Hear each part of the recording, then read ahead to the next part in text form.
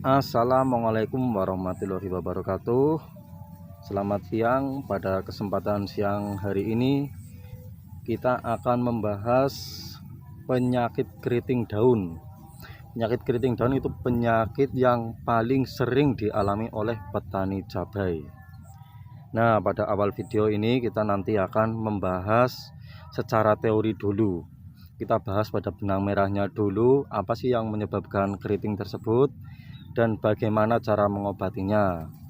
Dan serta di akhir video nanti kita akan membahasnya secara langsung dan juga melihat bagaimana kondisi tanaman yang terserang keriting tersebut langsung di lahannya. Ini ada di belakang, tapi itu nanti dibahas di akhir video, makanya tonton sampai habis biar nggak salah paham.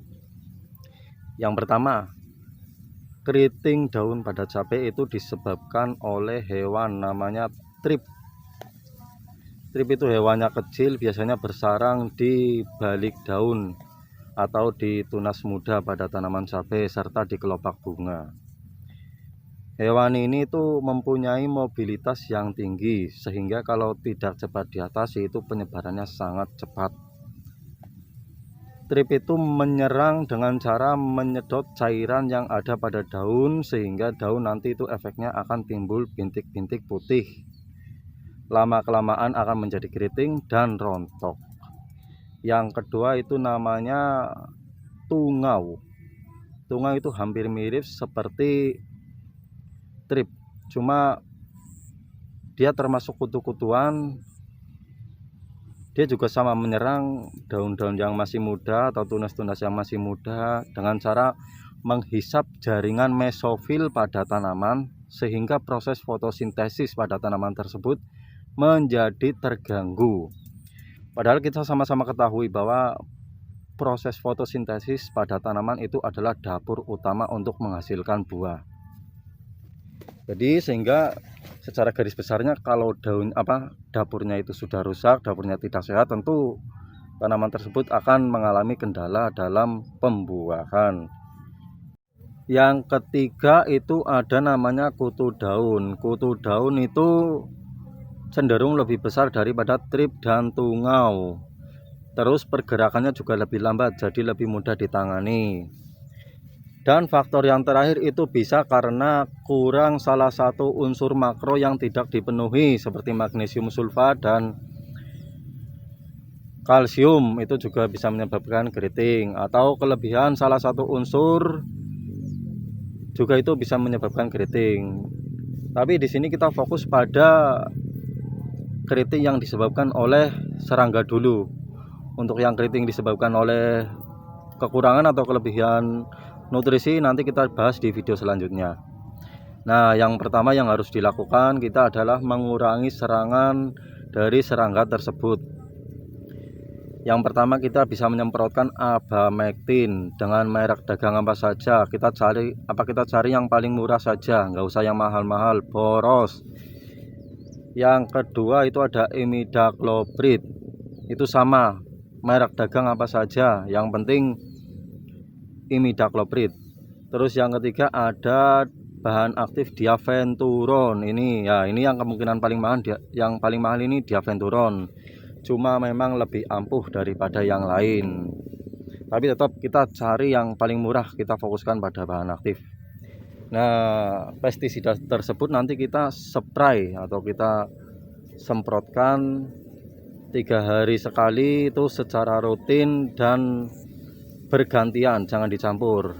Artinya misalnya hari ini kita semprot abamectin, 3 hari kedepannya kita semprot diaventuron, dan terakhir nanti kita semprot imidacloprid. Setelah serangan agak berkurang, kita fokus ke penyembuhan dengan pemberian nutrisi. Kita bisa mengocornya dengan NPK dengan kandungan N atau nitrogen yang agak tinggi agar cepat memulihkan dan menumbuhkan tunas-tunas baru. Terus apa lagi ya?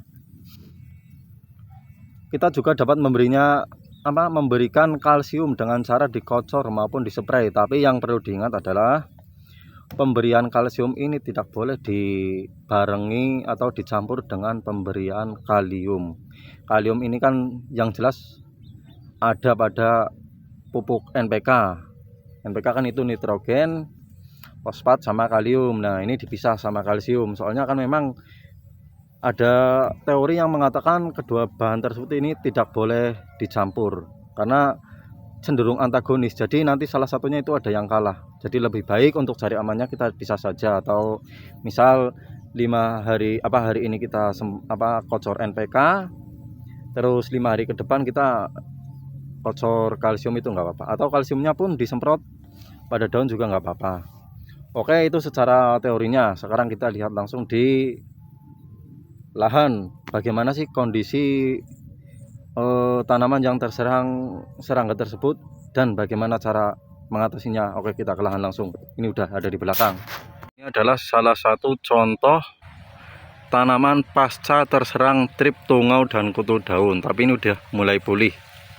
Ini nggak ada contoh yang baru awal keserang sih, udah mulai pulih semua. Tapi ya secara garis besar itu kalau terkena serangga tersebut itu awal-awal daunnya itu keriting, terus pucuknya kayak gini nih. Pucuknya itu gosong seperti kebakar. Terus lama-kelamaan nanti daunnya ambrol sampai habis dan disisakan batangnya saja. Tapi ini alhamdulillah sudah mulai pulih. Awal-awal ini udah habis semua ini daunnya. Paling tersisa 1-2 tinggal batangnya saja, tapi ini udah berangsur-angsur pulih, cuma belum maksimal lah. Namanya kayak orang sakit kan nggak mungkin langsung sehat. Ya tetap bertahap, tetap kita usahakan. Ini udah mulai tumbuh daun-daun yang masih muda, cuma belum maksimal. Udah kelihatan ada bunganya. Oh, nggak fokus. Oh, bentar. Nah, ini pun sama. Ini kemarin udah rontok semua, ini tinggal batangnya saja. Tuh, bawah daunnya udah rontok semua. Tapi ini udah mulai pulih dan mulai tumbuh daun-daun yang baru. Terus bunganya juga sudah mulai kelihatan lagi. Kok fokus angel temen ya. Nah, ini yang belum begitu pulih. Nah, kurang lebih seperti inilah gambarannya. Ini awal-awal tak semprot itu pestisida yang berbahan aktif. Oh, kalau aku langsung sebut saja lah mereknya. Aku semprot pakai Pegasus, terus Demolis, ada juga Kurakron. Itu tak rolling 3 hari sekali. Terus tak kasih juga spray sama kalsium dan magnesium sulfat, tapi itu secara terpisah ya, nggak dicampur. Pokoknya kalau mupuk, entah itu mupuk akar atau mupuk daun, itu jangan dicampur kalau kalsium, soalnya cenderung antagonis dengan kalium. Nah, ini udah mulai pulih. Ini awal-awal itu karena keteledoran, entah malas atau karena sibuk, jadi lama nggak diopeni. Padahal ini tanaman masih muda loh, nggak diopeni, terus keserang luar biasa karena sebelahnya itu baru selesai buka cabut tanaman. Itu kan hewannya pada pindah ke sini semua. Nah, itu nggak semprot. Nah, ini efeknya. Makanya jadi petani itu memang harus benar-benar ekstra teliti lah, terus niteni hewan apa saja yang masuk. Tapi alhamdulillah sudah mulai pulih ini. Ya kurang lebih seperti inilah kalau udah keserang. Yang penting kita tetap semangat sebagai seorang petani, jangan mudah menyerah. Kalau untuk masalah harga sih itu udah rezeki lah, bonus kalau dapat harga mahal ya alhamdulillah. Kalau dapat harga murah pun tetap harus disyukuri, yang penting tetap berikhtiar. Ini kemarin habis semua. Nah, ini ada yang kena bule juga, terkena Gemini, tapi nggak apa-apa lah. Ini ada antraknosa. Pokoknya tanam cabai kalau nggak ada kendala, nggak kena penyakit, itu namanya belum jadi petani. Oke, mungkin itu dulu yang dapat saya sampaikan. Untuk video kedepannya ini mau bahas apa lagi ya?